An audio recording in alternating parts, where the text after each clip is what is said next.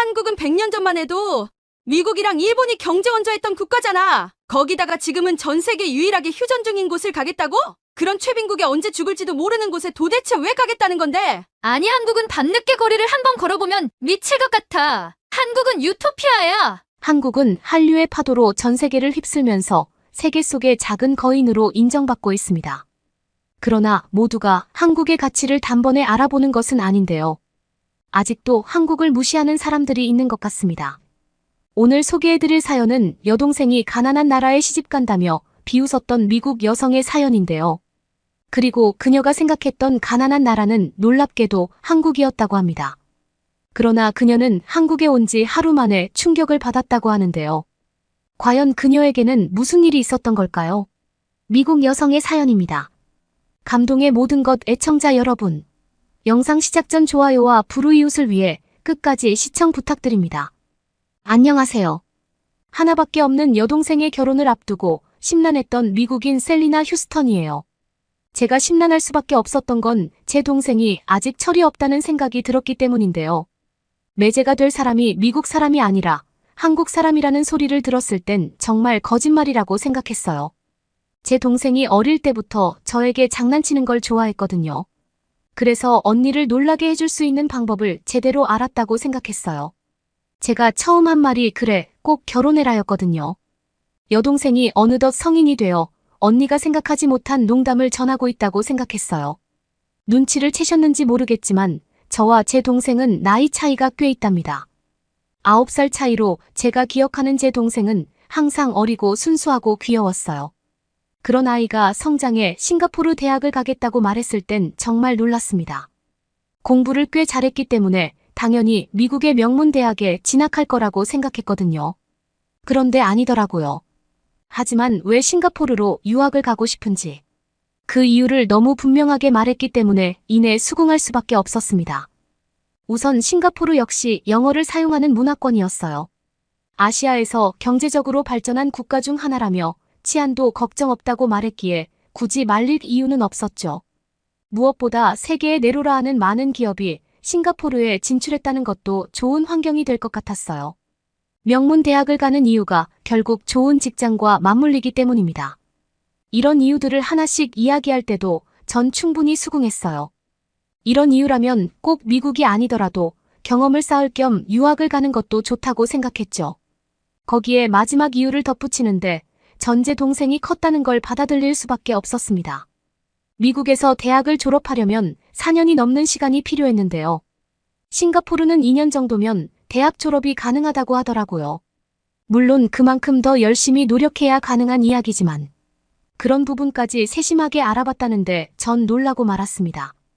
항상 제 등 뒤에 숨어 언니만 찾던 꼬맹이가 언제 이렇게 커서 스스로 자신의 인생을 개척하는지 정말 신기하게 느껴졌거든요. 그리고 정말 싱가포르로 유학을 떠난 후 2년이 조금 더 지나 취직했다는 소식을 전해줬을 때 기분은 지금도 정말 생생해요. 아직 결혼을 한 건 아니지만 제 딸아이가 취직했다는 소리를 전해준다고 해도 그때보다 더 행복하긴 어려울 것 같거든요. 아마 저처럼 나이 차이 나는 동생이 있으신 분들은 공감하실 것 같아요. 동생이 또 하나의 자식 같은 느낌이 드는 건 어쩔 수 없으니까요. 싱가포르 유학을 준비했던 계획대로 글로벌 기업에 취직해 빠르게 사회생활을 시작한 동생이 자랑스러웠습니다. 하지만 이내 회사 위치를 알게 되었고 걱정이 앞서기 시작했어요.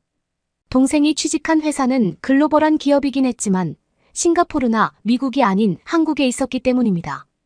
한국은 휴전 국가라고 알고 있었어요. 그리고 요즘 한국의 문화가 미국에서 인기 있다는 것도 알고 있었고요. 하지만 딱 거기까지라고 생각했어요. 그렇다고 배울 점이 있거나 경제력이 상당히 뛰어난 나라는 아니라고 생각했거든요. 한국이라는 이야기를 들었을 때 들었던 생각은 아직 제 동생이 어리긴 어리구나였습니다. 어떻게 아니라는 말을 전해야 할지 머릿속이 복잡했는데요. 그 다음 소식을 전해주는 순간 할 말을 잃어버렸어요. 한국인 남자와 결혼한다는 정말 말도 안 되는 폭탄을 터뜨려 버렸거든요. 전화통화로 부모님과 함께 듣고 있었는데 부모님 역시 놀라는 건 마찬가지였어요. 미국 사람이 아니라는데 1차적으로 놀라셨고 아직 나이가 어린데 결혼한다는 말에 정말이냐고 몇 번 되물으시더라고요. 저는 그게 중요하지 않았어요. 사랑하는 사람이 생기면 언제든 결혼은 할 수 있다고 생각하거든요. 나이가 중요하진 않았어요. 평생을 함께 한다는 건 믿음이고 서로에 대한 존경과 신뢰가 밑바탕이 되어야 하기 때문입니다. 저에게 중요한 사실은 동생의 남편 될 사람이 한국 사람이라는 점이었어요. 그 나라에서 동생이 일한다는 사실도 아직 받아들이지 못했는데 그 나라 사람과 결혼한다는 걸 도대체 어떻게 받아들여야 하는지 머릿속이 복잡했죠. 조기 졸업으로 이렇다 할 졸업식도 없었기에 빠르게 한국으로 돌아간다는 마지막 말로 동생과 전화를 끊게 되었습니다. 저는 생각이 참 많아졌어요. 자립하기 시작한 후 동생은 빠르게 자신이 하고 싶은 일을 계획하고 차근차근 해내기 시작했거든요. 섣부르게 반대하면 오히려 자매간 사이만 멀어질 것 같았습니다. 유학 가더니 미국이 얼마나 위대한 나라인지 잊어버린 것 같아 안타까운 생각만 들었어요. 다시 미국 집으로 오라고 해야 하는지 여동생을 설득하기 위해 많은 생각을 하기 시작했습니다. 한국인 남자와 결혼한다면 분명 후회할 게 뻔했으니까요. 비슷한 문화 사람과 결혼하는 게 전 좋다고 생각해요. 자라온 환경이 비슷해야 미래를 보는 시선도 비슷할 테니까요. 하지만 한국은 미국과 비교했을 때 어울리는 나라는 아니었습니다. 미국은 항상 유럽의 강대국으로 강한 경제력과 군사력을 지녔었거든요. 다른 나라를 정복할 정도로 강한 국방력을 자랑했는데 한국은 아니었죠. 동생이 결혼한다는 소리를 한 이후 저도 한국에 대해 알아보며 인정할 수 있는 부분이 하나라도 있길 바랬거든요. 하지만 찾을 수 없었습니다. 오히려 알아보면 알아볼수록 미국과 어울리는 나라는 아니었어요. 경제력이나 국방력, 민주주의의 발전 속도 등 어느 면을 찾아보더라도 너무 부족한 나라였습니다. 그런 수준 낮은 나라 사람과 결혼한다니 결혼이 장난이 아니라는 말을 꼭 전해주고 싶었어요. 적어도 비슷하게 힘을 가진 나라와 결혼하는 게 맞다는 생각이 들었죠. 그리고 한편으로는 동생과 결혼한다는 한국 남자가 미국인이 되고 싶어서 머리를 쓴 게 아닐까 하는 생각까지 하게 되었어요. 종종 가난한 나라 사람들이 잘 사는 나라 사람과 결혼해 국적을 취득하고 도망가는 일들이 발생했으니까요. 다양한 가능성을 생각하게 되더라고요. 다른 사람도 아닌 내 동생의 일이었기 때문입니다. 꼭 아시아 사람과 결혼한다면 다른 나라 사람이길 바랬어요. 아시아에서 굳이 꼽자면 유학 갔던 싱가포르나 일본 정도로 정할 수 있겠네요. 하지만 저의 이런 다급함과 다르게 종종 동생한테 전화가 오면 결혼 준비하는 즐거움이 고스란히 느껴졌죠. 그만큼 제 마음은 타들어갔는데 말이에요. 그런 제 마음을 읽었는지 동생이 저에게 한국에 놀러 오라는 말을 했습니다. 결혼해서도 한국에서 지낼 생각이기 때문에 자신이 살고 싶은 나라를 제가 와서 둘러보고 꼭 축복해줬으면 좋겠다고 말했죠. 전 알았다고 답했어요. 차라리 잘 된 것 같았죠. 눈으로 직접 보며 제가 느낀 한국이 미국과 어울리지 않는다는 걸 말한다면 동생 역시 인정할 것 같았기 때문입니다. 동생의 한국 초청을 받아들이고 출국을 앞둔 어느 날 친구들을 만나게 되었어요. 오랜만에 만난 친구들은 만나자마자 저에게 괜찮냐고 묻기 시작했습니다. 제 얼굴에 근심이 가득해 보인다며 무슨 일이 있냐고 걱정해 주더라고요. 티 안 낸다고 생각했는데 동생에 대한 걱정이 제 표정에 그대로 드러난 것 같았어요. 저는 있는 그대로 이야기를 털어놓기 시작했습니다. 동생이 한국 남자와 결혼한다고 해 결혼 전 한국에 방문하기로 했다고요. 해결책이 보이지 않았지만 고민거리를 털어놓으니 그나마 마음이 시원해지는 것 같았습니다. 친구들이 저를 안타깝게 보겠지만 그건 중요하지 않았어요. 오히려 친구들이 제가 생각하지 못한 다양한 의견을 내주고 좋은 방법을 알려줬으면 좋겠다는 작은 기대감이 생겼기 때문입니다. 모든 이야기가 끝나기도 전 짧은 탄식을 내뱉는 친구가 있었어요. 그 마음이 저에게 전달되어 마음이 따뜻해지는 걸 느낄 수 있었습니다. 역시 나의 친구들은 내 고민을 자신들의 고민처럼 진솔하게 생각하는구나 싶었거든요.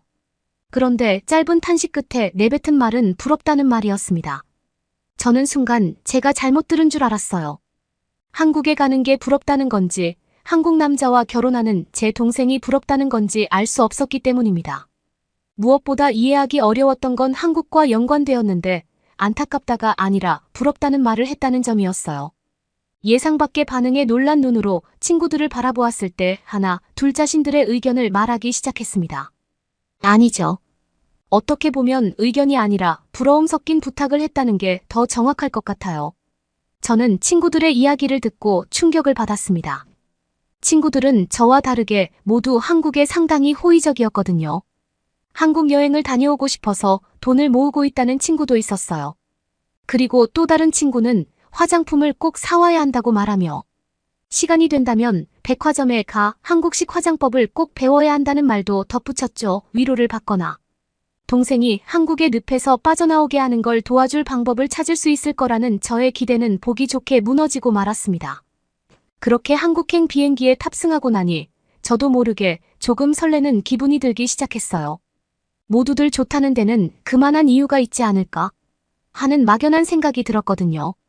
물론 그렇다고 제 두 눈으로 본 게 아니니 한국을 인정하거나 동생이 한국 남자와 결혼한다는 걸 축복하고 싶은 마음은 아니었어요. 하지만 마음 한구석에 조금씩 생각보다 한국이 그렇게 엉망은 아닐 것 같다는 막연한 기대감이 생기기 시작했습니다. 한국에 곧 도착한다는 안내방송이 나오고 창밖을 보는데 깜짝 놀라고 말았어요. 당연히 서울이 아닌 지역에 공항이 있어서 외진 곳이라고 생각했는데요. 비행기 창밖으로 보이는 한국 땅의 불빛들은 상당히 반짝거리고 있었어요. 생각했던 것보다 많이 발달된 나라라는 걸 알 수 있었죠. 공항에 내리자마자 화장실로 빠르게 이동했어요. 비행기 안에서 화장실을 가고 싶었는데 오랜 비행시간 동안 잠이 들어 이용 시간을 놓쳤거든요. 착륙을 앞두고 안전벨트를 풀어가면서 이용하고 싶지 않아 참았더니 배가 아파왔어요. 빠르게 공항 화장실에 들어가면서 조금 민망한 생각이 들었습니다. 급하게 들어오다 보니까 화장실 앞에 요금을 받는 사람을 지나친 것 같았거든요. 문 앞에 누군가가 서 있었는데 한국 돈을 환전한 것도 아니어서 나갈 때 계산한다는 생각으로 불편하게 볼일을 보게 되었어요. 그리고 모든 볼일을 마치고 화장실 밖을 나갔더니 들어올 때 보았던 사람이 없더라고요. 주위를 두리번거렸더니 일행을 기다리는 듯 의자에 앉아있는 모습을 확인할 수 있었습니다. 그제야 다른 사람들이 화장실에 대한 비용을 지불할 필요 없이 모두 무료로 이용한다는 걸 알 수 있었어요. 화장실 안이 너무 깨끗해서 저는 당연히 꽤 비싼 비용을 지불해야 한다고 생각했는데요. 아니었습니다. 심지어 화장지도 제공되는데 무료라니 한국 여행이 기대되기 시작했어요. 왜 이런 부분에서 기대가 되었는지 궁금하신 분들도 있을 것 같은데요. 미국은 그 어디서도 깨끗한 화장실을 무료로 이용할 수 있는 곳이 없거든요. 물론 카페같이 돈을 내는 상업시설에 딸린 화장실은 예외일 수 있어요. 그런데 그건 어느 나라를 가도 마찬가지일 테니. 그런 점을 뺀다면 공공 화장실이 한국처럼 관리가 잘 되는 곳이 없거든요. 심지어 비데도 있었는데 무료라니 한국은 대체 얼마나 복지가 잘 되어 있는 나라인지 궁금하기 시작했습니다. 그렇게 동생을 만나 예비 매제와 함께 살 신혼집으로 이동하게 되었어요. 둘은 결혼 준비를 하기 위해 함께 지내고 있었거든요. 고층 아파트가 불빛이 들어와서 그런지 꼭 호텔같이 높고 멋있었어요. 아파트 단지에 있는 도로에는 산책하기 좋도록 나무도 상당히 많았고요. 차들이 다니지 않아 안전하다는 느낌을 받았습니다. 그렇게 엘리베이터를 타고 25층 동생 집에 도착했을 때 저는 상당히 놀라고 말았어요. 현관문을 열고 들어갔을 때 짧은 복도가 나오고 복도를 지나 거실을 마주했을 땐 밖에서 보았던 아파트의 불빛들이 한눈에 보이기 시작했거든요.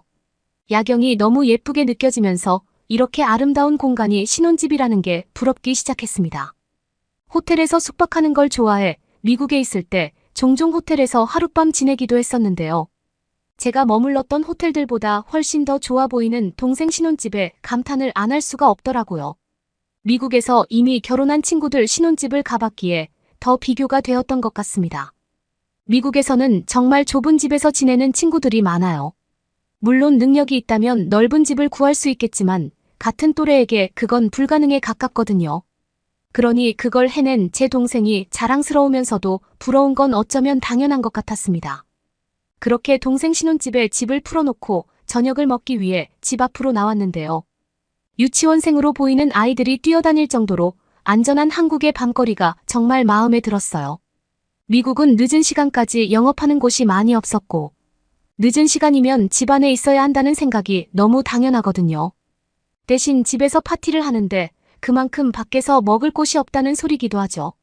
그러니 30이 넘도록 밤에 제대로 돌아다녀 본 적 없는 제가 한국의 밤거리에 얼마나 감탄했을지 더 이상 말하지 않아도 충분히 아실 것 같은데요. 제 동생이 이런 나라에 살 수 있다는 게 한편으로 정말 기쁘면서 안심이 되더라고요. 더 이상 제 뒤에 숨던 어린아이가 아니구나 싶은 생각도 들었습니다. 그리고 제가 얼마나 색안경을 끼고 한국을 바라봤나 싶었어요. 인터넷으로 찾아본 다양한 정보 중 안 좋은 것들만 믿었던 제 자신을 반성하게 되었습니다. 그래서 이렇게 사연을 쓰게 되었어요. 저처럼 한국에 대해 안 좋은 이야기만 사실이라고 믿는 사람들이 꼭 있을 것 같거든요. 제가 한국에 직접 와보니 알 것 같아요. 대부분 그런 이야기는 거짓이거나 그런 적 있다면 지금이 아니라 부모님 세대인 20년도 더 된 이야기라는 점이죠. 그렇게 한국에 머물면서 저의 걱정은 부러움으로 바뀌어 있었습니다. 특히 친구들이 꼭 가보라는 백화점 화장품 판매대를 가봤는데요. 제가 쿨톤이라는 말을 해주면서 어울리는 화장법도 알려주더라고요. 물론 비싸서 많이 사진 못했는데요.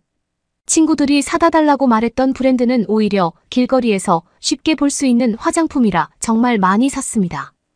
친구들이 부탁한 것 외에 제가 사용할 거랑 미국에 계신 부모님께 드릴 선물도 필요했으니까요. 즐거움으로 머물다 보니까 한국에 갔던 10일이 정말 눈 깜짝할 사이에 지나가다 말았습니다. 다시 공항으로 오는 날 비행기에 탑승했는데 아쉬움이 남더라고요. 이렇게 좋을 줄 알았다면 좀 더 여유 있게 오는 건데 싶었거든요. 그래도 다행인 건 동생 덕분에 다시 한국에 올 수 있다는 점입니다. 2달 뒤 예식을 보러 와야 하니까요. 그땐 부모님과 함께 한국에 한 달 머무를 계획이에요. 지난번 갔을 때 좋았던 곳들은 다시 부모님과 돌아보고 미쳐가지 못했던 다른 곳들도 둘러보려고요. 그리고 일주일은 아무것도 안 하고 숙소 주위를 탐방하며 밤낮으로 산책하는 것도 일정에 포함했어요. 혹은 밤에 산책해도 안전하고 야식으로 사 먹을 수 있는 식당들도 많이 있으니까요. 요즘 동생 결혼식을 앞두고 한국 여행 계획을 세우는데 너무 설레요. 빨리 동생 결혼식 날이 되었으면 좋겠습니다.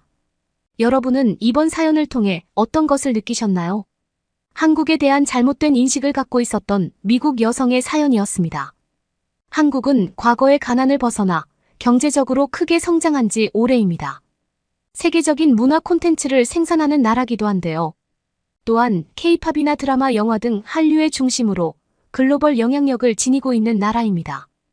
여동생의 결정에 대한 잘못된 판단과 편견을 버리고 여동생이 새로운 삶에서 행복을 찾을 수 있도록 지지한 행동은 다행이라는 생각이 드는데요. 앞으로도 한국에 대한 올바른 이해를 바탕으로 여동생의 결정을 존중해주는 그녀가 되었으면 좋겠네요.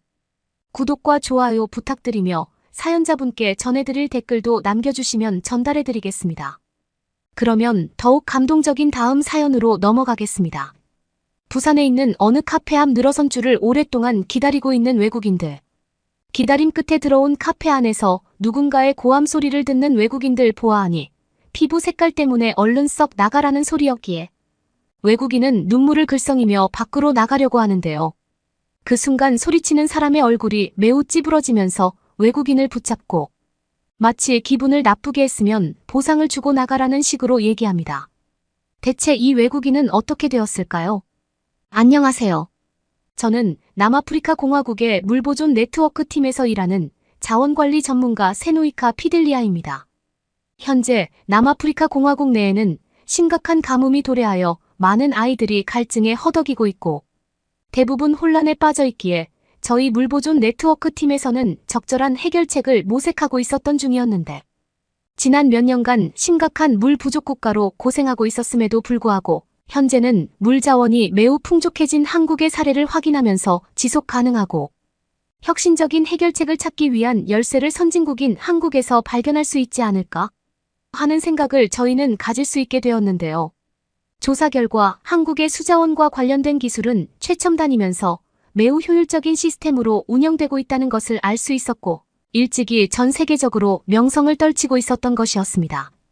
저희 남아프리카 공화국에서는 한국이라는 나라를 처음 떠올리면 보통 물에 대한 생각보다는 그저 전쟁하고 있는 가난한 국가라는 생각이 지배적인데 아마도 한국에서 남아프리카 공화국을 떠올릴 때와 비슷할 것 같습니다.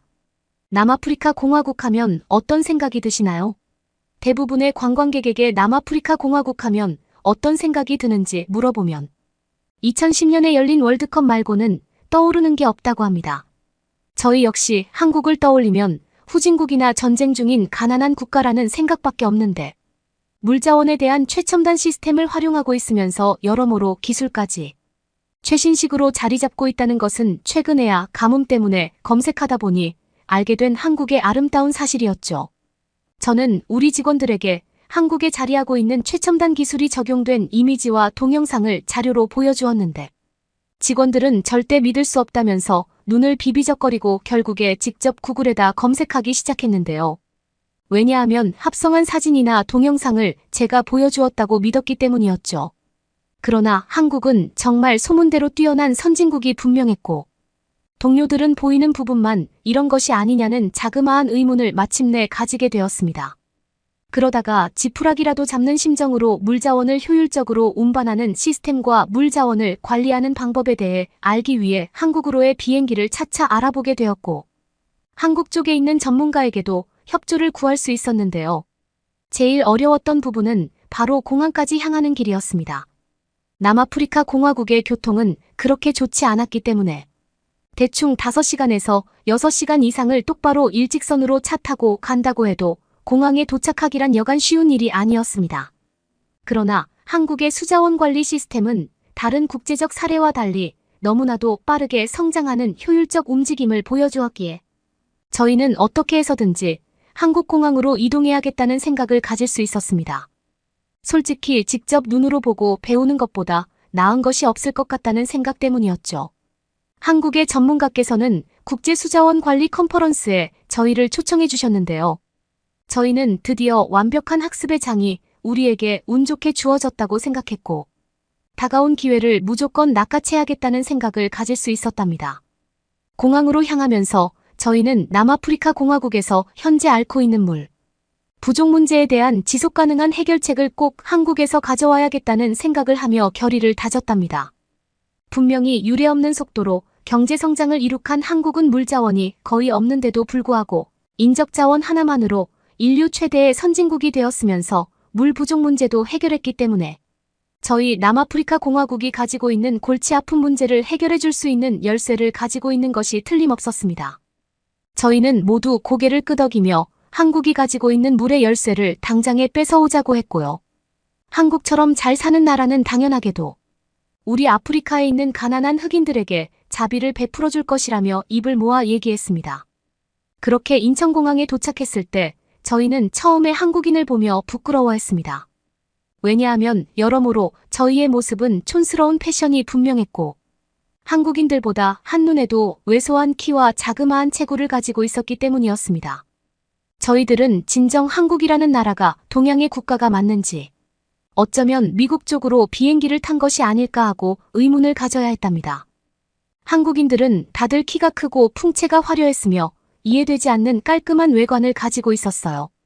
특히 저희 동료 중에 고등학교 때부터 스포츠를 해온 동료는 한국이라는 나라는 정말 건강한 나라라고 칭찬하면서 대단히 부러운 눈으로 바라보았답니다.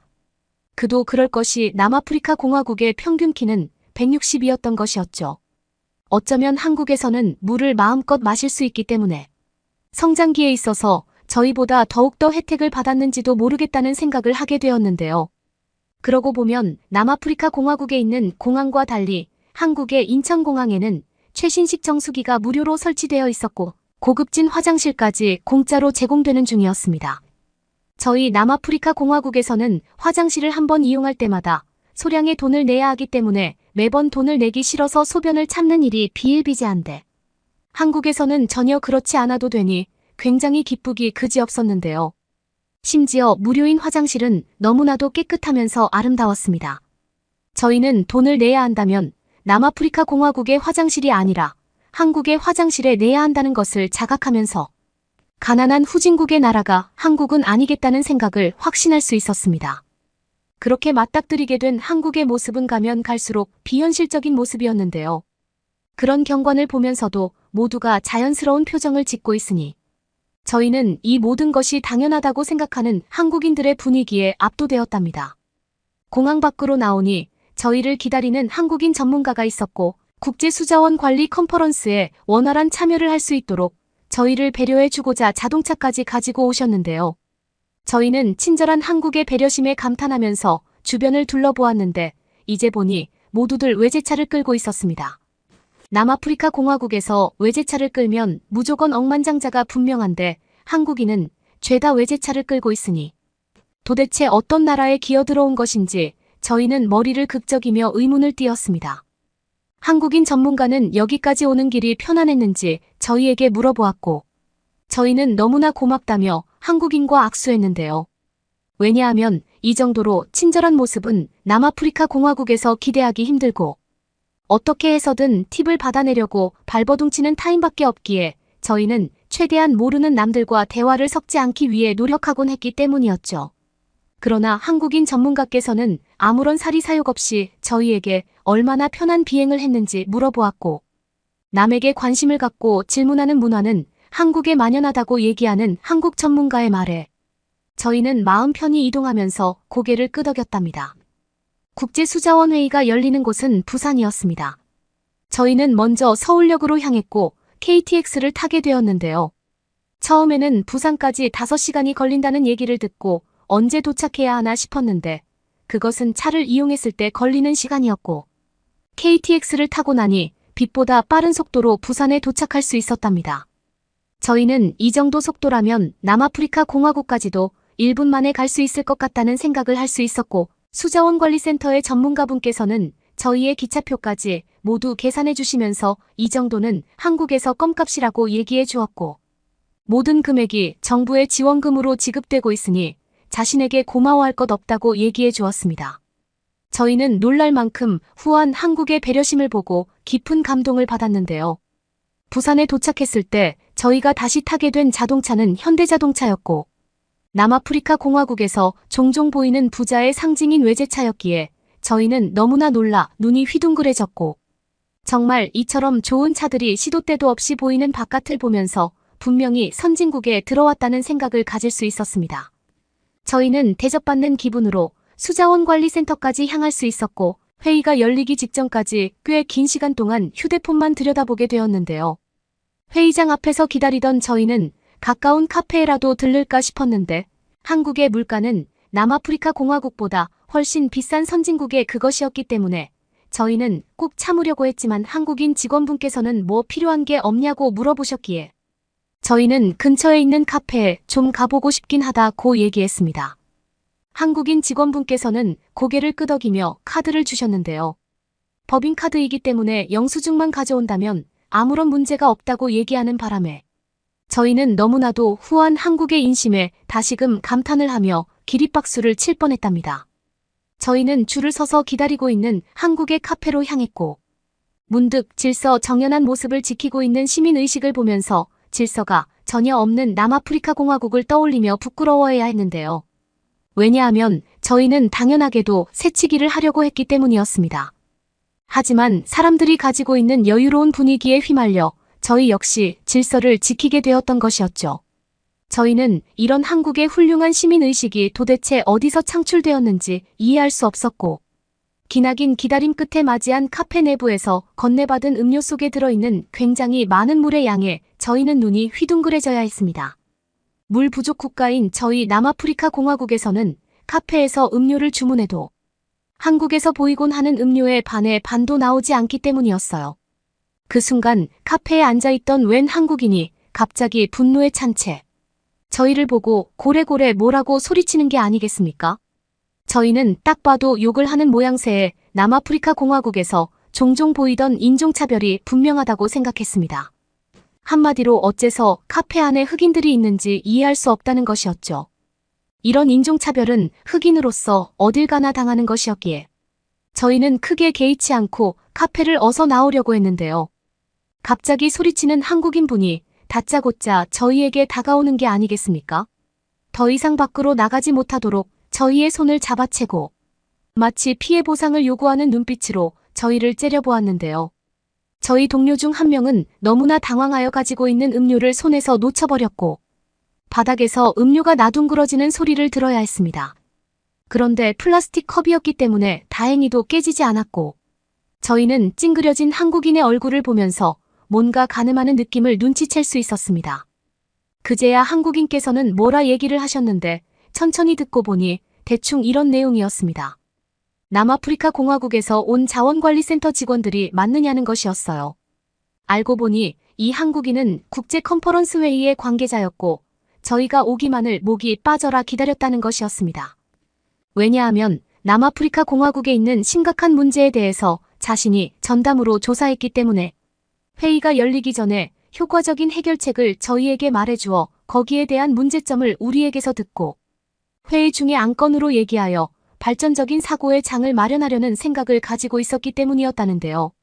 저희는 너무나 당황스러운 나머지 고개를 연신 끄덕이며 한국인분에게 남아프리카 공화국에서 날아온 사람들이 저희가 맞다고 했고 한국인은 그대로 카페 음료를 테이크아웃으로 바꾸자고 하며 저희를 따라오게 시켰습니다.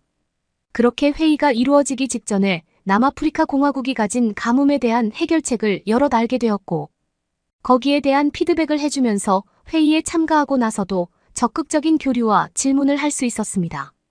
결과적으로 한국인분이 사전에 준비한 자료를 저희에게 보여준 덕분에 저희는 더욱더 효과적인 컨퍼런스 회의를 진행할 수 있었고 어떻게 해야 남아프리카 공화국이 가진 문제를 더욱 효율적으로 관리하고 사람들을 도와줄 수 있는지에 대해 올바른 해결 방안을 강구하게 되었습니다. 확실히 이런 해결책을 남아프리카 공화국에 가져가면 저희가 앓고 있는 깊은 문제를 금방 해결할 수 있을 거라는 확신을 가질 수 있었고 저희는 수자원센터장인 한국인에게 깊은 감사의 표시를 했습니다. 한국인 직원분은 별거 아니라면서 흐뭇한 미소를 지어주셨고 저희는 회의가 끝마쳐지고 한국인들에게 도대체 뭘 먹고 자랐길래 그렇게 다들 체격이 크고 풍채가 우람하냐고 물어보았는데 한국인은 믿기지 않게 미소를 지으며 입술을 양쪽으로 벌렸습니다. 자세히 보니 김치라는 말을 하고 있었어요. 저희는 그 말을 듣고 주변의 한식당을 찾아 김치를 맛보게 되었는데 너무나도 매콤하고 맛있는 맛에 어떻게 이런 맛을 낼 수 있었는지 이해할 수 없었고 남아프리카 공화국에서는 한 번도 맛볼 수 없었던 환상적인 음식이라는 생각에 이 음식을 남아프리카 공화국에도 배급하기 시작한다면 우리 역시 키가 큰 나라가 될 수 있을 거라는 생각을 가질 수 있었답니다. 확실히 이 마법 같은 음식 덕분에 한국인들은 죄다 패션 감각도 좋고 키도 모델 같은 것 같았어요. 저희는 식사를 마치고 나서도 한국인 직원분께서 제공해주시는 숙박업소에 가게 되었는데요. 그 안에는 최신식의 소파와 텔레비전이 비치되어 있었고 저희와 같은 가난한 나라를 위해 제공해주는 한국의 깊은 배려심에 큰 감동을 받을 수 있었답니다. 게다가 호텔에서는 처음 보는 난방 방식인 온돌이라는 것에 의해 저희는 바싹 구워질 뻔했고 생각지 못한 따뜻한 기운을 한국에서 느낄 수 있었기에 저희는 남아프리카 공화국 고향을 떠올리며 그곳의 따뜻함을 이곳에서 느낄 수 있다는 사실에 큰 감동을 받았습니다. 그렇게 저희는 항상 여유롭지 못해 선잠을 자곤 했던 남아프리카 공화국에서와 달리 한국에서 매우 깊은 잠을 잤으며 아주 좋은 꿈을 꾸었습니다. 한국이 가진 모든 문화와 문물을 저희 남아프리카 공화국이 흡수하여 모두들 키가 크고 현대자동차를 타고 다니는 매우 호화스러운 꿈이었습니다. 저는 그 꿈이 100년이 지나도 이루어지지 못할 꿈이라는 것을 바로 직감할 수 있었으며 차라리 한국으로 이민 오는 것이 훨씬 빠르겠다는 생각을 가질 수 있었습니다. 한동안 한국의 전통 가옥인 한옥을 통해 저희는 잊어버릴 뻔했던 남아프리카 공화국의 따뜻함을 상기시킬 수 있었고 저희가 배우려고 했던 물 관리 방식을 까마득히 잊어버릴 뻔했는데요. 우연찮게도 하루에 한 번씩 남아프리카 공화국에 있는 고위직 공무원으로부터 제대로 연구하고 있느냐는 닥달을 받곤 했기에 저희는 다행히도 까마득해 할 일을 잊어버리는 불상사는 발생시키지 않을 수 있었습니다. 그러나 전화가 오지 않을 때면 물관리 시스템에 대한 공부는 거의 뒷전으로 두고 신비로운 한국의 인프라를 마음껏 누리면서 조국을 잊어버리는 일이 다반사였죠. 마지막 날이 되어서야 저희는 급작스레 벼락치기를 하듯이 한국의 물관리 시스템에 대해 정확하게 공부하기 시작했는데요. 다행스럽게도 저희와 어울리지 못하던 직원 한 명이 남아프리카 공화국에게 필요한데도 깜빡하기 좋은 한국의 최신식 시스템에 대해 정리해둔 게 있었기에 저희는 뒤늦게 한국의 훌륭한 물관리 시스템에 대해 학습할 수 있었고 공백이 전혀 느껴지지 않을 수 있도록 포장할 수 있었답니다. 어쨌든 간에 저희는 생각지도 못했던 선진국 한국을 통해서 지금까지 저희를 괴롭혀 온 물에 대한 각종 고난과 난관을 해결할 수 있는 해결책에 대한 기틀을 마련할 수 있었고, 이제는 매우 기쁜 마음으로 남아프리카 공화국에 돌아온 지 4일째가 되었는데, 벌써 한국의 김치가 그리우면서 현대자동차의 승차감이 새록새록 떠오르고 있답니다. 구독과 좋아요 부탁드리며 사연자분께 전해드릴 댓글도 남겨주시면 전달해드리겠습니다. 그러면 더욱 재미있는 다음 사연으로 넘어가겠습니다. 한국의 한 식당 외국인 여성이 갑자기 소리를 지릅니다. 곧 영상통화 중인 그녀의 핸드폰에서 오열하는 소리가 울려 퍼지는데요. 무슨 일이 있었던 걸까요? 오늘 사연의 주인공은 처음으로 한국을 방문했다는데요. 그녀의 이야기를 들어보겠습니다. 안녕하세요. 저는 포르투갈에서 한국을 방문했다가 부모님이 우시는 모습을 처음 본 25세의 포르투갈인 레이포파입니다. 사실 저는 한국에 여행 가는 것을 전혀 염두에 두고 있지 않았습니다. 그러나 부모님 덕분에 가게 된 한국은 저의 생각을 완전히 바꾸어 주었죠. 저에게는 가장 친한 친구가 있는데요. 그 친구는 몇 년 전부터 한국에 완전히 빠져 있어요. 한국의 모든 예능을 섭렵하고 나아가 드라마와 영화까지 보더라고요. 그러더니 이제는 SNS에서 한국 사람들을 팔로우하고 다니고 있어요. 거기서 소통하겠다고 한국어까지 배우는 모습이 저는 전혀 이해가 가지 않더라고요. 친구가 어느 날은 한국 음식들 영상을 보여주면서 한국에 여행을 함께 가자며 제 의사를 묻더라고요. 저는 대체 왜 음식 하나 때문에 내가 그런 나라를 가야 하냐? 면서 고개를 저었어요. 게다가 보여준 사진들의 음식들이 전혀 맛있어 보이지 않았어요. 저는 우리 포르투갈 음식이 세계에서 제일 맛있을 거라고 확신했거든요. 알록달록한 예술적인 색감의 깊은 맛을 내는 이런 예술적인 음식은 포르투갈이 아니고는 어디에서든 맛볼 수 없었어요. 저희 가족을 여행을 꽤 많이 다녔어요. 저희 부모님은 대학교 교수님이었기 때문에 방학이면 근처 유럽 국가로 온 가족이 함께 한 달씩 여행을 다녀오곤 했거든요. 그렇지만 한 번도 포르투갈보다 좋다고 느낀 적이 없었어요. 방학마다 여행을 나갔지만 오히려 집이 제일이고 우리나라가 최고라는 생각밖에 안 들었죠. 한 번은 부모님이 이제 유럽은 많이 다녔으니 안 가본 아시아 쪽을 가보는 게 어떠냐고 물으셨어요. 저와 언니는 둘 다 난색을 표하며 유럽 여행도 그저 그런데 무슨 아시아냐고 우리의 여행을 최악으로 만들 셈이냐며 정말로 싫어하는 표를 내었죠. 그때 제가 생각하던 아시아의 이미지는 낙후된 느낌밖에 없었어요. 이런 제 생각을 알게 된 친구는 결국 설득을 실패하고 혼자 한국을 다녀왔죠. 그리고 한국을 다녀온 친구는 한국 여행이 너무 환상적이었다며 목에 핏대를 세웠어요. 드디어 참을 수 없게 된 저는 제 생각을 친구에게 말했어요. 미안하지만 이제 더 들어주기가 힘들어. 나는 한국에 별로 관심도 없고 왜 그 작은 아시아 국가에 내가 빠져 있는지 이해할 수가 없어. 내가 권해서 몇 번 슬쩍 보았지만 딱히 우리 포르투갈에 비해 나은 점도 모르겠어. 이제 그만 이야기해 줄래?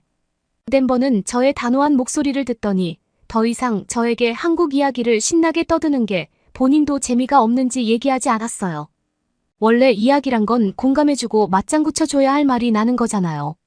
저는 잠시 시무룩해진 덴버에게 미안했지만 드디어 한국 이야기를 벗어나 친구와 수다를 떨 수 있게 되었다고 다행이라고 생각했죠. 그러던 어느 날이었어요. 저희 엄마가 몸이 불편하여 병원을 다녀오셨는데 입원을 해야 한다고 하시더라고요. 그리고 곧 큰 병이라는 것을 알게 되었습니다. 아버지는 어머니를 간호하기 위해 일을 쉬시고 계속 옆에서 간병하셨어요. 아직 50대 초반인 두 분에게는 너무도 가혹한 일이었죠. 아직도 건강하시고 정정하시다고만 생각했는데 예상치 못한 이른 나이에 병원 신세를 지게 되신 거예요. 저는 언니와 둘이서 부둥켜 안고 3일을 울었던 것 같아요. 그러나 부모님은 절대 저희 앞에서 슬픈 모습을 보이지 않으셨죠. 괜찮다며 계속 희망적인 이야기를 하며 저희가 걱정하지 않도록 하려고 하셨어요. 그러고 보니 저희 부모님은 언제가 강인하셔서 눈물을 보이신 적이 없다는 것이 떠올랐어요. 가족끼리 배낭여행을 하면서 길도 잃고 돈을 몽땅 도난당하고 다치기도 했었지만 늘 잘 해결될 거라며 저희를 토닥이며 이끌고 가셨지요. 그런 부모님 모습에 저 또한 씩씩하게 지내기로 마음먹었습니다. 대학원 생활을 하면서도 시간이 날 때마다 엄마를 찾아뵈었어요. 어느 날 아버지를 집으로 쉬도록 보내드리고 엄마 곁에서 자는 날이었어요. 엄마는 우리가 아시아 여행을 못 가본 게 너무 아쉽다고 말씀하시더라고요. 그 말을 듣고 저는 아픈 사람이 무슨 여행 타령이냐고 엄마 몸부터 챙기라고 말씀드렸어요. 그러나 엄마는 제 말에도 그만두지 않고 계속해서 말을 이어나갔어요. 엄마가 어렸을 때 부모님과 함께 한국에서 잠깐 살았던 적이 있어. 그때 한국에서 먹었던 음식이 아직도 생각나. 포르투갈에서는 어떤 식당을 가도 그 맛을 다시 느낄 수가 없어서 너무 그립더라고. 엄마의 기운 빠진 목소리에 저는 속으로 울음을 삼켰습니다. 엄마 다 나으면 내가 꼭 한국에 모시고 갈게요. 그러니 얼른 나아요. 그 대화 이후로 엄마가 유튜브로 한국 음식을 보고 있다는 것을 알았어요. 병원에서는 할 수 있는 일이 별로 없으니 엄마는 유튜브로 이것저것을 보시더라고요. 어느 날 엄마의 폰을 함께 보았는데 알고리즘에 한국 음식만 가득 차 있을 정도였어요. 엄마가 병원에서 퇴원하고 집에 잠시 돌아오셨던 기간에 우리는 한식당을 찾아가기 시작했어요. 그리고 저는 역시나 포르투갈 음식만한 게 없다고 속으로 투덜거렸죠. 엄마의 표정을 보니 엄마도 그리 밝지 않았어요. 식당을 나와 조심스레 물어보니 엄마가 한국에서 먹던 맛이 아니라고 하더라고요. 원래 한국 음식은 정말로 맛있다고요. 저도 덴버의 득달 같은 요구에 포르투갈에 있는 한국 음식점을 여러 곳 가본 적이 있었어요. 그럼에도 제가 한식이 별로라고 생각했던 것은 그저 그랬기 때문이죠. 너무 짜거나 맵거나 했어요. 덴버는 그럼에도 한국 음식을 맛보았다는데 만족하더라고요. 제가 엄마의 이야기를 듣고 어느 날 덴버에게 엄마가 한식을 너무 먹고 싶어 하는데 가는 곳마다 별로라고 하자 덴버는 목소리 높여 말하더라고요. 레이포파야, 한국 음식은 한국에 가서 먹는 게 제대로야. 내가 한국을 3번 다녀오면서 느낀 점은 포르투갈에 있는 한국 식당은 진정한 한국의 맛을 잘 내는 곳이 없다는 거야. 이번 여행은 너도 함께 한국으로 가는 게 어때? 어머님이 그렇게 먹고 싶다던 한국 음식이 어떤 맛인지 너도 가서 느껴봐. 그리고 영상으로라도 보여드리자. 저는 그렇게 한국으로 가게 되었어요. 덴버는 한국으로 출발하면서부터 흥분해서 저에게 영상들을 추천해 주었어요. 그렇게 한국으로 가는 비행기 안에서 저는 한국 예능에 나오는 한국 음식들을 이것저것 보게 되었지요. 예능에서는 어찌나 연출을 잘하는지 모든 음식이 맛있어 보이더라고요. 심지어 유럽 같은 곳으로 와서 유명 셰프가 음식을 해주는 프로그램에서는 아시아를 잘 모르는 사람들조차 너무 맛있다고 감탄하더라고요. 그것을 보고는 저는 너무 과장이 심하다며 눈살을 찌푸리게 되더라고요. 아빠는 기차만 타도 유럽 여기저기를 저렴하게 여행할 수 있는데 그 비싼 비행기를 타고 먼 나라까지 가서 음식을 싸온다니 잔소리를 하셨습니다. 게다가 엄마가 원하는 건 한국에서만 맛볼 수 있는 신선한 해산물이었는데 그건 싸우기도 힘든 거였거든요. 그렇지만 엄마는 아시아 여행은 정말 좋을 거라며 너는 건강할 때 안 가본 애도 많이 가보라고 응원해 주셨죠. 엄마는 안 먹어도 되니 너라도 그 맛을 충분히 느끼고 오라면서요. 저는 한국에 가서 사진과 영상으로 많이 보여드리기로 했어요. 덴버는 저에게 진정한 한국의 맛을 보여주겠다며 맛집 리스트를 찾아가기 시작했어요. 저는 식당에 도착하자 너무 목이 말라서 생수를 주문했어요. 그리고 얼마냐고 묻자 점원이 웃으며 물은 무료라고 하더라고요. 제가 이렇게 깨끗한 물을 공짜로 준다는 것에 무척 충격 먹은 듯 앉아있으니 덴버는 깔깔 웃더라고요. 포르투갈에서는 물을 먹으려면 사 먹어야 하는 경우가 많습니다. 만약 돈을 지불하지 않으려면 석회질이 많은 수돗물을 떠달라고 해야죠. 물을 마시고 덴버가 추천한 메뉴를 주문했어요. 저는 식당에서 나는 냄새에서부터 이미 거부감이 느껴졌어요. 유럽 국가들과는 전혀 다른 냄새였어요. 어쩜 이렇게 맵고 마늘 냄새 같은 것이 많이 나는지 정말 맛집인지 의아하더라고요. 다만 안심하고 기다리기로 한 건 다른 외국인 관광객들이 많이 먹고 있는 모습을 보고 나서였어요. 그들은 저 빨갛고 지저분해 보이는 음식을 흡입하듯 맛있게 빠져서 먹고 있더라고요. 사실 한국 음식은 저에게 깔끔해 보이지가 않았어요. 양념이 너무 많이 뿌려져 돼 있고 한 그릇 요리가 아니라 접시도 이것저것 나오고 대체 어떻게 먹어야 할지도 모르겠고 말이지요. 게다가 국에 밥을 말아서 먹어야 하다니요. 덴버가 먹는 법을 그렇게 설명해주고 나자 정말 불신이 가득했습니다. 그러나 30분이나 기다렸다가 들어간 식당이기 때문에 그냥 먹기로 했어요. 그런데 정말 충격을 받기 시작했어요. 아까 물을 공짜로 주는 것에는 비교도 안 될 충격이었지요. 맛보았는데 예상도 못할 정도의 놀라운 맛이었어요. 세상에 이런 맛이 있었다고라고 저도 모르게 말해버렸죠. 덴버는 저의 반응에 엄청 만족하더라고요. 자신도 처음 먹었을 때 그런 반응이었다고요. 덴버는 유튜브에서 영상을 보면서 어떤 맛일지 상상만 했었는데 그 이상이었다고 말이에요. 심지어 저는 이 음식이 어떤 맛인지에 대한 정보도 전혀 없는 상태에서 그냥 한 입 떠먹어 보았는데 정말 잊을 수 없는 맛이었어요.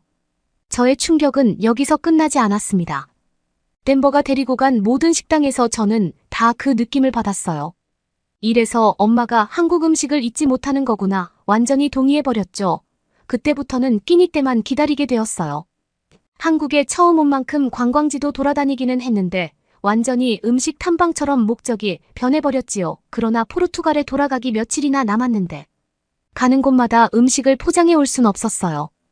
제가 식당에 음식들을 싸서 포르투갈로 갈 수 있다고 생각한 건 정말 바보 같은 일이었어요.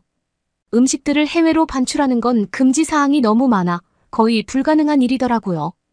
덴버는 그런 저에게 방법이 있다며 해결법을 알려주었어요. 한국에는 맛집의 음식들을 가공해서 파는 밀키트 종류가 많으니 그걸 사서 가면 된다고 말이에요. 그래서 그때부터는 마트에서 밀키트들도 사고 가지고 갈 수 있는 김, 고추장, 포장된 김치 같은 음식들을 사 모으기 시작했어요. 저는 엄마가 이것들을 맛볼 수 있을 생각에 너무 흥분이 되었지요. 어느 날은 한옥마을을 구경하던 중 갑자기 화장실에 가고 싶어서 참을 수가 없었어요. 덴버는 그런 저를 데리고 화장실을 안내해 주더라고요. 화장실에 들어간 저는 너무 깨끗하고 세련된 화장실에 이런 데는 요금을 얼마나 내야 하는 거냐고 물었어요. 그런데 덴버는 또 한 번 배를 잡고 웃었어요. 한국에서는 화장실을 쓰면서 요금을 내는 일이 없다고 하면서요. 그러다가 이내 이해된다며 본인도 처음에는 놀랐다고 하더라고요. 어떻게 자기만 믿고 한국에 대해 아무것도 조사하지 않고 올 수가 있냐며. 덴버는 제 즉흥적인 성격이 웃기다고도 했어요. 포르투갈은 식당이나 카페에서 손님만 화장실을 이용할 수 있고 쇼핑몰 같은 곳에서도 유료 화장실을 이용해야 합니다. 제가 여행 다녀본 많은 나라들이 그러한데 한국은 반대로 웬만한 공중화장실도 무료고 식당에 가서도 급하다고 양해를 구하면 쓰게 해주는 게 보통이라 너무 좋았습니다. 덴버는 포르투갈만 제일이라고 하던 너의 생각이 좀 바뀌고 있냐며 저를 놀리더라고요. 저는 인정하기 싫었지만 이건 좋은 점이라고 끄덕였어요. 한국을 떠나는 마지막 날에 저와 덴버는 해산물을 먹으러 갔어요. 저는 그것도 깜짝 놀랐답니다. 익히지 않고 생으로 해산물을 먹는 것에 저는 전혀 익숙하지 않았어요. 하지만 한국에서는 흔히 먹는 음식이라고 하더군요. 그건 정말로 도전하고 싶지 않았어요. 그러나 엄마가 가장 먹고 싶어하는 음식이 갓 잡은 신선한 해산물이라고 하셔서 용기 내어 먹으러 갔죠. 그리고 모둠회가 나오자 엄마에게 바로 영상통화를 걸었어요. 엄마는 제가 보여주는 음식을 보더니 처음으로 눈물을 글썽거리셨어요. 정말 그리웠던 음식이라고 하더라고요. 가격을 듣더니 더 깜짝 놀랐답니다. 유럽에서도 회를 먹을 수 있는 곳이 있기는 하다고 하시더라고요. 너무 먹고 싶어서 찾아본 적이 있다고요. 그런데 너무 비싼 가격에 신선하지도 않아서 다시는 먹을 생각을 못했대요. 그런데 여기서는 해산물을 배 터지게 먹어도 훨씬 저렴하더라고요. 저는 부모님께 한국 사람들은 회를 초장에 찍어 먹는다면서 먹는 모습을 보여드렸고 엄마는 그때부터 울기 시작했어요. 딸이 그것을 먹는 것만으로도 너무 감격적이라고 하더라고요. 저는 엄마가 우는 모습을 그때 처음 봤습니다. 몸이 약해지시니 마음도 약해지신 거라고 생각해야 할까요? 마음이 미어지더라고요. 그리고 엄마의 그런 모습을 보고 저 또한 눈물이 났어요. 엄마 정말 맛있고 신선함이 느껴져요. 그런데 이걸 못 사가는 게 너무 미안해요. 이렇게 보여드릴 수밖에 없는 게 정말 미안해요. 엄마 다 나으면 다시 와요. 이렇게 말하는 동안 제 눈에서 눈물은 더 많이 흘러나왔어요. 떨리는 목소리를 잠재우는 데만 신경 쓰다가 엄마의 얼굴을 다시 보니 엉엉 울고 계시는 거였어요. 아빠는 그런 엄마를 비춰주며 당황하시고요. 조금 있다 다시 통화하자며 전화를 끊어졌지만 제 눈물은 멈추지 않았어요.